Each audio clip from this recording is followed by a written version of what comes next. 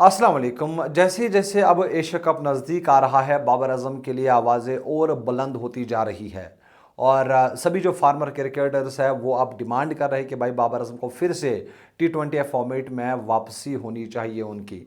अब कल मैंने आपको बताया था, शाहिद आफरीदी ने एक इंटरव्यू में कहा था, जब उन्होंने क्रिक वीक पर एक इंटरव्यू दिया कि भाई जो इस वक्त करंट खिलाड़ी है उनकी भी उतनी स्ट्राइक रेट नहीं है, ना उतनी एवरेज है, तो फिर उनसे अच्छा बाबर आजम ही था। अगर उनकी स्ट्राइक रेट 130 थी, कम से कम वो 40 की एवरेज से रन तो बना रहा था, कंसिस्टेंटली वो परफॉर्म तो कर रहा था। लेकिन जो इस वक्त पाकिस्तान के यंगस्टर्स हैं या जो खिलाड़ी है, जो पिछले 20-20 इनिंग्स में भाई एक खिलाड़ी की भी अगर आप देखेंगे तो स्ट्राइक रेट 150 से ऊपर नहीं है।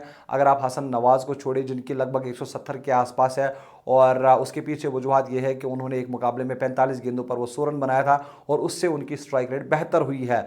बाकी जो उन्होंने 14 मुकाबले खेले, 14 में से 6 बार सिफर के स्कोर पर आउट हुई है, यानी कंसिस्टेंसी वो भी नहीं दिखा रहे। इसलिए कल शाहिद आफरीदी ने कहा था कि अब जो बाबर आजम है उनको फिर से मौका मिलना चाहिए, और बड़े टूर्नामेंट से पहले आप चाहेंगे कि जो आपका सबसे बड़ा खिलाड़ी है वो फॉर्म में वापस आ जाए। तो ये कल बात कही थी शाहिद आफरीदी ने। और अब आज जो वसीम अकरम है उन्होंने भी कल एक पोस्ट डाला जिसमें वसीम अकरम कहते हैं कि भाई अगर मेरे पास अथॉरिटी होती तो मैं ज़रूर जो बाबर आजम है उनको मौका देता, क्योंकि बड़ा इवेंट है और बड़े इवेंट में आप एक सीनियर बल्लेबाज के साथ जाना चाहेंगे।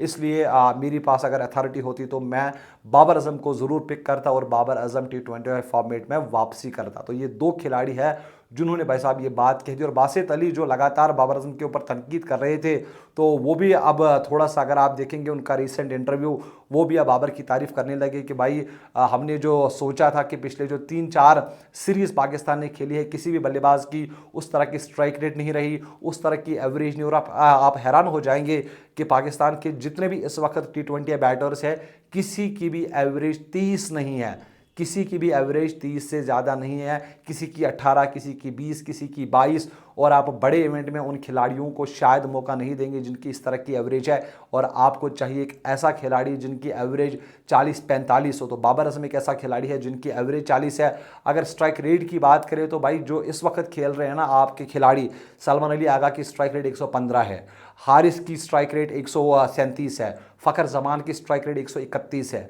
जबकि बाबर आजम की भी स्ट्राइक रेट 130 है। और पिछले साल में जो 2024 है उससे पहले उनकी स्ट्राइक रेट सिर्फ 126 थी। और एक साल के अंदर अंदर बाबर आजम ने ऐसा परफॉर्म किया था, थोड़ी सी तेज़ी दिखाई थी बल्लेबाजी में, और 130 तक उन्होंने अपनी स्ट्राइक रेट को पहुंचाया था। अनफॉर्चुनेटली 2025 में जो अभी तक 4 T20 सीरीज़ खेली गई, जिसमें बांग्लादेश के खिलाफ पाकिस्तान ने 2 खेली, न्यूजीलैंड के खिलाफ 1 खेली, उसके बाद अभी वेस्ट इंडीज़ के खिलाफ खेली, उसमें बाबर आजम को मौका नहीं मिला। लेकिन अब बात के सामने आ रही है कि पीसीबी एक बार फिर से बाबर आजम को कंसिडर कर रही है। और फ़खर जमान जब चोटिल हुई तो उसके बाद से ही ये बातें शुरू होने लगी थी कि भाई बाबर आजम को अब फ़खर जमान की जगह पर मौका मिलेगा। और नंबर 3 पर आपके पास एक ऐसा बल्लेबाज होना चाहिए, अगर कल आपको कोलैप्स होता है तो बाबर आजम जानते हैं कि किस तरह से पार्टनरशिप बिल्ड करनी है और किस तरह से टीम को लेके चलना है। इसलिए बाबर आजम की बातें आ रही है। और मुझे लग रहा है कि जो ट्राई नेशन सीरीज़ है जिसमें पाकिस्तान, अफगानिस्तान, यूएई हिस्सा लेगी प्रेपरेशन, एशिया कप के प्रिपरेशन के लिहाज से ये ट्राई सीरीज़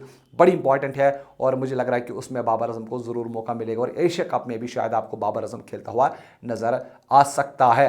अब मुझे बताइए क्या लग रहा है आपको, क्या बाबर को T20 टीम में होना चाहिए, नहीं होना चाहिए? या जो अभी शाहिद आफरीदी, वसीम अकरम या बासित अली ने बात की है, क्या आप उनकी बातों से एग्री करते हैं? आप मुझे अपनी राय ज़रूर कमेंट्स में दीजिए। फिलहाल आप मुझे इजाज़त दीजिए। आप अपना बहुत सारा ख्याल रखिएगा। अल्लाह हाफिज़।